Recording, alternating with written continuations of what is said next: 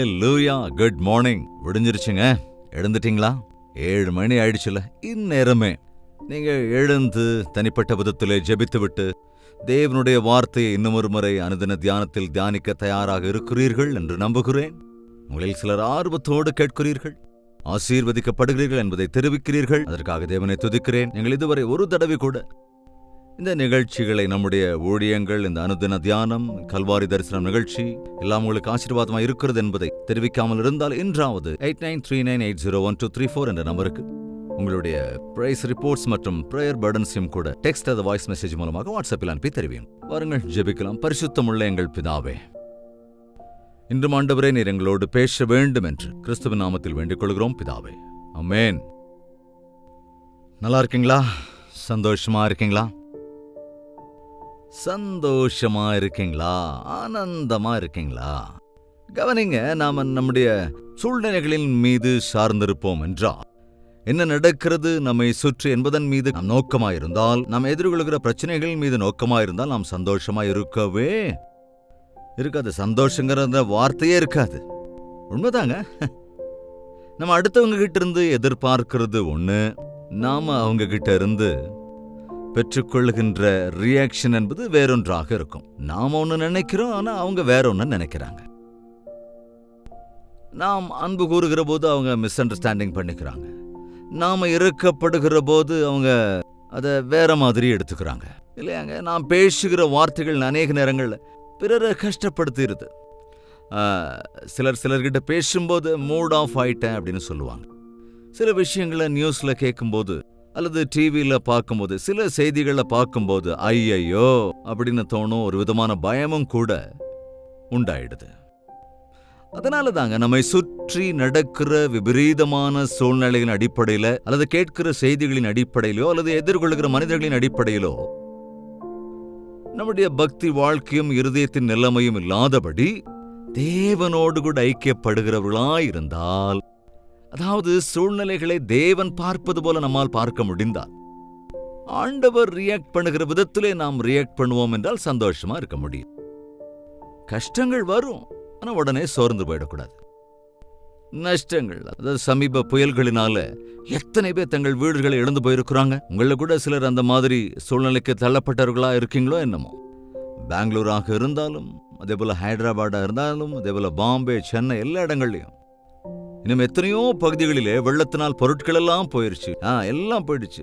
இன்னும் வஸ்திரங்கள் கூட போயிடுச்சு. தினசரி கூலிக்கு வேலை செய்றவர்களுக்கு அந்த கூலி கூட கிடைக்காம போயிடுச்சு. அப்படியே சூழல்களை நாம் பார்க்கிற போது அவங்க எப்படி சோர்ந்து போயிடுவாங்கல்ல. நம்மள சில பேர் ரொம்ப பத்திரமா இருக்கிறோம், அதுக்காக ஆண்டவரை துதிக்க வேண்டும். எல்லாரும் நம்ம மாதிரி தான் இருக்காங்கன்னு நினைக்காம ஒரு விசை அப்படிப்பட்ட சூழலுக்குள் இருப்போரை காணும் போது ஆண்டவருடைய நாமத்திலே அவர்களுக்கு நம்மால் இயன்ற உதவிகளை நாம் செய்ய வேண்டும். அவர்களுக்காக நாம் ஜெபிக்க வேண்டும். ஒருவேளை உங்களுடைய வாழ்க்கையிலும் கூட எதிர்பாராத சூழ்நிலைகள், ஒரு ஆக்சிடென்ட் ஆகும்போது சடனா சில பேர் இறந்து போயிடுறாங்க. ஹார்ட் அட்டாக் வரும்போது சிலர் திடீர்னு இறந்து போயிடுறாங்க. வாலிப பிள்ளைகளே இறந்து போறாங்க. இன்னும் நல்ல எதிர்காலம் இருக்கிற பிள்ளைகள் கூட அப்படியே காணாம போகிற சூழ்நிலை உண்டாகுது. இப்படிப்பட்ட சூழ்நிலைகள்ல நாம சோர்ந்து போய் அழுது கொண்டு உட்கார்ந்து இருப்பதனால பிரயோஜனமே இல்லைங்க. நாம் தேவனோடு கூட ஐக்கியமா இருப்போம் என்றால், எல்லாமே அவருடைய கட்டுப்பாட்டுக்குள் இருக்கிறது என்பதை நினைவு கூர்ந்தால், எது சம்பவித்தாலும் அது தேவனுக்கு தெரியாமல் நடக்காது. அது உலகத்தின் காரியமாயிருந்தாலும் அல்லது நம்முடைய வாழ்க்கைக்குள்ளாகவே இருந்தாலும், நான் தேவனுடைய பிள்ளை என்பதனால் என்னுடைய வாழ்க்கையில எது நடந்தாலும் அது என் நன்மைக்குத்தான் நடக்கும். பிரபஞ்சத்தில் எது நடந்தாலும் அது தேவ திட்டத்தின்படிதான் நடக்கிறது என்பதை உங்கள் இருதயத்திலே பதித்துக் கொள்ள வேண்டும். ஆபகுக்கின் புத்தகத்திலே 3வது அதிகாரம் 17வது வசனத்திலே, அத்திமரம் துளிர் விடாமற் போனாலும், திராட்சை செடிகளில் பழம் உண்டாகாமற் போனாலும், ஒலிவ மரத்தின் பலன் அற்றுப் போனாலும், வயல்கள் தானியத்தை விளைவியாமற் போனாலும், கிடையில் ஆட்டு மந்தைகள் முதலற்றுப் போனாலும், தொழுவத்திலே மாடு இல்லாமற் போனாலும், அதாவது அது இல்லைனாலும் இது இல்லைனாலும், அது இல்லாம போனாலும் இது இல்லாம போனாலும், என்னங்க, அது இல்ல இது இல்ல எதுவுமே இல்லைன்ற வார்த்தைகள் காலையிலிருந்து சாயங்காலம் வரைக்கும் நம்ம வாயில வந்துகிட்டே தானே இருக்கு. பணம் இல்லை, டைம் இல்லை, சமையலுக்கான பொருட்கள் இல்லை, கேஸ் இல்லை, பெட்ரோல் இல்லை, என்னங்க இப்படி நிறைய குறைவுன்னு பார்க்குற நாட்கள். நாட்கள்ல செடிகள் கொடிகள் மரத்தின் மீது சார்ந்திருந்தாங்க. ஆனா இன்னைக்கு சம்பளம் வரலன்னா, பென்ஷன் வரலன்னா, என்னங்க எத்தனையோ பேர் உத்தியோகம் பண்றவங்களுக்கு சம்பளமே வரதில்லையா? லேட்டா கொடுக்குறாங்களா? நாட்கள்ல கவர்மெண்ட் ஜாப்னா கண்டிப்பா கேரண்டியா சம்பளம் வந்துடும் ஒரு நம்பிக்கை இருந்தது. ஆனா இன்னைக்கு வர வேண்டிய சம்பளம் கைக்கு வரவே மாட்டேங்குது. வர வேண்டிய பென்ஷன் பணம் வர மாட்டேங்குது. எந்த விதமான சகாயமும் எனக்கு கிடைக்கிறது இல்லை. என் பிள்ளைங்களே எனக்கு உதவுறதில்லை என்று எத்தனையோ பேர் சோர்ந்து போயிருக்காங்கல்ல. மாத்திரை வாங்கறதுக்கு கூட பணம் இல்லை. ஹாஸ்பிட்டல் போக பணம் இல்லை. ஹாஸ்பிட்டல் போறதுக்கு துணையே இல்லை. எனக்கு யாருமே இல்லை. என்னை யாருமே புரிஞ்சுக்கிறது இல்லை. எனக்கு யாருமே உதவி செய்யறதில்லை. நான் எத்தனையோ பாடுகளுக்குள்ளாக இருக்கிறேன். எவ்வளவு சுகவீனத்தில் இருக்கிறேன். என் பிள்ளைகள் சிரமத்தில் இருக்காங்க. என் குடும்பமே இப்படி இருக்கு என்று எத்தனையோ விஷயங்களை சொல்லி சொல்லி அழுதுகிட்டே உட்கார்ந்து இருக்கணுமே தவிர, நீ உண்மையாகவே இயேசு எனக்காக இருக்கிறார் என்ற வார்த்தையை, எனக்கு பணம் இல்லை ஆனால் இயேசு இருக்கிறார், எனக்கு வியாதி இருக்கிறது ஆனால் இயேசு இருக்கிறார், எனக்கு கஷ்டங்கள் இருக்கிறது இயேசு இருக்கிறார், என்னை யாரும் புரிந்து கொள்ளவில்லை ஆனால் இயேசு இருக்கிறார், எனக்கு யாருமே உதவி செய்வதில்லை எனக்கு இயேசு இருக்கிறார், என்னை எல்லோரும் கைவிட்டு விட்டார்கள் இயேசு என்னை கைவிடவில்லை என்று அவ்வப்பொழுது ஆண்டவரோடு இருக்கிறார் என்ற விஷயத்தை நினைவு கூர்ந்து பாருங்க. அப்ப நீங்க துக்கப்பட வேண்டிய, சோர்ந்து போக வேண்டிய அவசியமே இருக்காது. அதைத்தான் அத்திமரம் துளிர் விடாமற் போனாலும், திராட்சை செடிகளில் பழம் உண்டாகாமற் போனாலும், ஒலிவ மரத்தில் பலனற்று போனாலும், வயல்கள் தானியத்தை விளைவிற்காம போனாலும், கிளையில் மந்தைகள் இல்லாமற் போனாலும், தொழுவத்தில் மாடுகள் இல்லாமற் போனாலும், நான் கர்த்தருக்குள் மகிழ்ச்சியாயிருப்பேன். நான் இவைகளில் ஒன்றும் இல்லாமல் போனாலும் சரி, நான் கர்த்தருக்குள் மகிழ்ச்சியாயிருப்பேன். எப்படிங்க? அது எப்படி முடியும்? எனக்கு இது எல்லாமே இல்லை, ஆனால் என் ஆண்டவர் இருக்கிறார். ஆண்டவர் இருந்தால் எனக்கு எல்லாமே இருக்கிறது. அவர் என்னை பசியாய் விடமாட்டார், அல்லது என்னை அனாதையாய் விடமாட்டார். அவர் என்னை மறந்து போக மாட்டார். அவர் எனக்கு அநியாயம் இழைக்க மாட்டார். அவர் என்னை தூக்கி எறிய மாட்டார். எப்போ ஞாபகத்தை வச்சிருக்கேன், நீங்க விசுவாசிக்கிறவர் எவ்வளவு நம்பிக்கைக்குரிய தேவன் என்பதை நீங்கள் அதிகமாய் நினைவு கூர்ந்தால், உங்களுக்கு எவ்வளவு போராட்டங்கள் இருந்தாலும், எவ்வளவு பிரச்சனைகள் இருந்தாலும், எப்பேற்பட்ட நஷ்டம் வந்தாலும் தைரியமா தொடர்ந்து போய்கிட்டே இருக்க முடியும். நான் கர்த்தருக்குள் மகிழ்ச்சியாயிருப்பேன், என் ரட்சிப்பின் தேவனுக்குள் களி கூறுவேன். என கருளி இந்த ரட்சிப்புக்காக நான் சந்தோஷப்படுகிறேன். எது இருந்தா என்ன இல்லைன்னாங்க, எனக்கு வீடு இல்ல, எங்க வீட்டுல ஒரு டிவி கூட இல்ல அப்படின்னு சில பேர் சொல்லிட்டு இருப்பாங்க. எங்க வீட்டுல ஒரு சோஃபா இல்ல, யாராவது வந்தா உட்கார வைக்கிறதுக்கு அந்த வசதி இல்ல. கவனிங்க, இன்னும் அது இல்ல இது இல்லைன்னு சொல்றீங்க. ஓகே, ஏசப்பா எனக்கு இருக்கிறார். அவர் இருக்கிற ரட்சிப்பு உண்டு. வீடு இருக்கு, பங்களா இருக்கு. கவனிக்கிறீங்களா? சமீபத்துல எலிசபெத் மகாராணி 96 வயது வரைக்கும் வாழ்ந்தாங்க. எவ்வளவு மேன்மையான ஒரு வாழ்க்கை அவங்களது. எவ்வளவு ஆஸ்திகள் இருக்குது, எவ்வளவு மகத்துவமான பதவி இருந்தது, எவ்வளவு கௌரவத்தோட பேரும் புகழும் ஒரு பெற்ற நபர், எல்லாமே இருந்தது. ஆனால் மரணிக்க வேண்டி இருக்குல்ல. மரணத்திற்கு பிறகுள்ள வாழ்க்கை தானே நிரந்தரமானது. அவங்க சொன்னாங்களாம் ஒரு விஷயம், நான் ஆண்டவர் வருகிற போது, நான் உயிரோடு இருக்கும்போது ஆண்டவர் வந்தால் என் கிரீடத்தை எடுத்து பாதத்திலே வைத்து விடுவேன் என்றார்கள். எல்லாம் இருந்தும் எனக்கு இந்த கிரீடத்தை அருளினவர் ஆண்டவர் தான் என்று நம்பிய போது பாக்கியவான்கள். இந்நாட்கள்ல கவனிங்க, இந்நாட்கள் நம் வாழ்க்கையில் என்ன இருக்கு? இதெல்லாம் தேவன் அருளியது. இவைகளெல்லாம் இல்லை என்று பாடுபடுவதற்கு பதிலாக எனக்கு ரட்சிப்பு இருக்கிறது, எனக்கு இந்த ஆரோக்கியம் இருக்கிறது. உடம்பு நல்லா இருந்தா இரும்ப கூட சாப்பிடலான்னு பழமொழி இருக்குல்லங்க. எனக்குள்ளே என்று ஜீவன் இருக்கிறது அல்லவா?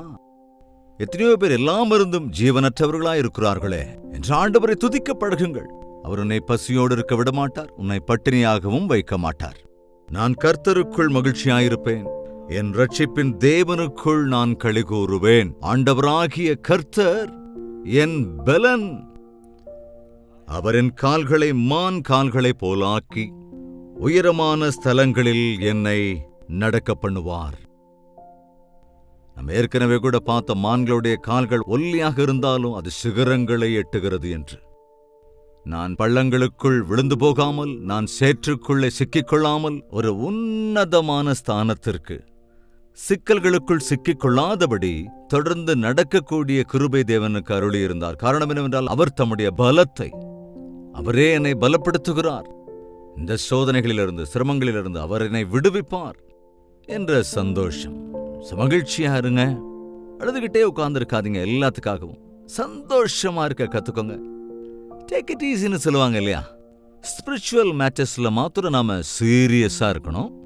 ஒரு பொய் சொல்லிட்டியா, ஒரு பரிசுத்தமற்ற காரியத்துக்கு இடம் கொடுத்துட்டியா, அந்த விஷயங்கள் ஆண்டவரிடத்துல நாம மன்றாடணும். அது ஆவிக்குரிய பிரகாரமான துக்கம். தேவ சித்தத்துக்கு ஏதுவான துக்கம்தான் ரட்சிப்புக்கு ஏதுவான மனம் திரும்புதலை கொண்டு வரும். அதுதான் உண்மையான சந்தோஷத்தை நமக்கு அருளும். இந்த உலக பிரகாரமான துக்கம் நமக்கு மரணத்துக்கு வழிவகுத்து விடும். அது இல்லையே, இது இல்லையே, அது இருக்கு, இது என்ற ஒரு சிம்பத்தியோடு கூட நீ செய்கிற காரியங்கள். அதே போல உன் பயம் உன் ஆரோக்கியத்தை கெடுத்து விடும். உன்னுடைய உபயோகங்களை எல்லாம் அது கெடுத்து விடும். அதற்கு பதிலாக நீ தேவனுக்குள் மகிழ்ச்சியாயிருக்கணும். பிரச்சனைகளை நோக்கி பார்க்காம ஆண்டவரையே நீ நோக்கி பார்க்க வேண்டும். பஞ்சத்திலையும் பெரிய அற்புதத்தை செய்கிறவர் அவர். பேர்பட்ட கஷ்டத்திலையும் ஜெயத்தை அருளுகிற தேவனவர். பலவீனத்தை பலமாக மாற்றுகிற தேவன் நம் ஆண்டவர் என்று உணர்ந்து கொள்ள வேண்டும். ஆபகுக் சொல்லுகிறான், எது இருந்தாலும் இல்லாவிட்டாலும் நான் என் தேவனுக்குள் மகிழ்ச்சியாயிருப்பேன். சூழ்நிலைகள் எப்படி இருந்தாலும் நான் என் கர்த்தருக்குள் மகிழ்ச்சியாயிருப்பேன். இந்த நாட்கள் இதை உங்களுடைய வாழ்க்கையில நீங்க பழக்கப்படுத்திக் கொள்ளுங்க. இந்த உலகத்திலே நம்முடைய வாழ்க்கையிலே குறைகள் இருக்கும், பஞ்சங்கள் இருக்கும். ஆனால் ஆண்டவர் நம்மோடு இருக்கிற போது அவைகள் எல்லாம் தீர்க்கப்படும். கர்த்தர் என் மேய்ப்பராயிருக்கிறார், நான் தாழ்ச்சியடையேன், காரணம் என் மேய்ப்பர் என்னை பார்த்துக் கொள்வார். அவர் என்னை புல்லுள்ள இடங்களிலே செழிப்பான இடங்களிலே மேய்க்கிறார். செழிப்பான இடத்திலே அவர் நம்மை கொண்டு போய் விடுகிற போது, இஸ்ரவேல் தேசத்துக்கு போனா எல்லாம் பாலைவனம் தான், அங்கங்க மாத்திரம்தான் கொஞ்சம் பசுமையா பார்க்க முடியும். அதாவது அந்த புல்வெளியை ஆடுகள் தேட முடியாது என்பதனாலே ஆண்டவர், அதாவது மேய்ப்பர், அவற்றின் அருகே வழிநடத்துவார். அதே போல அவர் என்னை அமர்ந்த தண்ணீரண்டையிலே கொண்டு போய் விடுகிறார். அதாவது இஸ்ரேல் தேசத்திற்கு இன்னைக்கு கூட நாம போனா தண்ணீர் பாய்கிற ஓடுகிற நம்மை போன்ற ஆறுகள் எதுவும் அங்க பார்க்க முடியாது. ஆனால் அங்கங்க சில இடங்கள்ல இந்த தண்ணீர் ஒரு குளத்தை போல அங்க கொஞ்சம் கொஞ்சம் தண்ணீர் அங்கங்க இருக்கும். அவற்றின் அருகே கொண்டு போகிறார். சாதாரணமா பார்த்தா பாலைவனம் போல இருக்கும், ஆனால் பசுமை எங்க இருக்கிறது என்பதை ஆண்டவர் அறிவார். சாதாரணமா பார்த்தா தண்ணீரே இல்லாதது போலதான் இருக்கும், ஆனால் தண்ணீர் எங்க இருக்கிறதோ அங்கே அவர் கொண்டு போவார். நீங்கள் விசுவாசியுங்கள். இப்பேற்பட்ட பிரச்சனையில் எது இருந்தாலும் இல்லாவிட்டால் உங்களுக்கு தேவையானதை உங்களுக்கு தருவேன் என்ற ஆண்டவர். அந்தகாரத்தில் இருக்கிற பொக்கிஷங்களை, புதையல்களை உனக்கு தருவேன் என்றார். எனவே இந்த நாட்களிலே, கஷ்டம் நிறைந்த நாட்களிலே நாம் சோர்ந்து போகாமல் பலத்தோடு கூட ஆண்டவரிடத்திலே மகிழ்ச்சியாய் வாழ வேண்டும் என்றால் நம்முடைய இலக்கு இயேசுவை நோக்கி இருக்க வேண்டும். சுற்றி இருக்கிற சூழ்நிலைகளை பார்த்து பயப்பட வேண்டாம். இயேசுவையை நோக்கி பார்த்து தொடர்ந்து கொண்டே இருக்கலாம். ஜெபிக்கலாமா? பரிசுத்தமும் அன்பும் நிறைந்த பிதாவே, இந்த அனுதின தியானத்தில் ஒருமனப்பட்டிருக்கிற ஒவ்வொருவரையும் கண்ணோக்கி பாருங்கப்பா.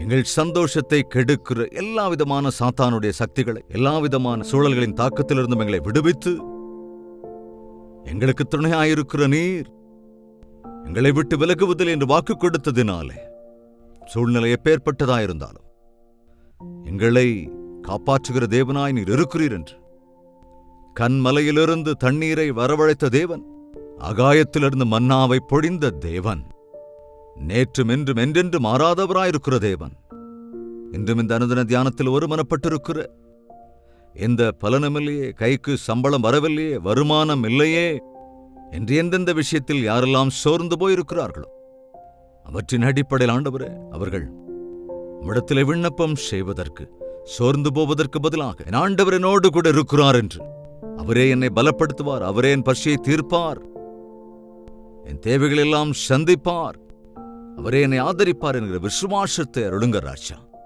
யாரெல்லாம் இந்த பஞ்சத்தினாலே, வெள்ளத்தினால் தங்களுடைய எல்லாவற்றையும் இழந்து போய் நிற்கிறார்களோ அவர்களுக்கு தேவையான ஆறுதலை அருளிச் செய்து அவர்கள் திரும்ப எல்லாவற்றையும் பெற்றுக்கொள்ளும்படியாக நீர் ஆசீர்வதிக்க வேண்டும் என்று கிறிஸ்துவின் நாமத்தில் வேண்டிக் கொள்கிறோம் பிதாவே, ஆமென். நம்முடைய கர்த்தராகிய இயேசு கிறிஸ்துவினுடைய கிருபையும், பிதாவாகிய தேவனுடைய அன்பும், பரிசுத்த ஆவியினுடைய அந்யோன்ய ஐக்கியமும், சந்தோஷமும், சமாதானமும் அனுதின தியானத்தில் ஒருமனப்பட்டிருக்கிற நம் அனைவரோடும் என்றும் என்றும் சதா காலங்களிலும் தங்கி தரித்திருப்பதாக, ஆமென்.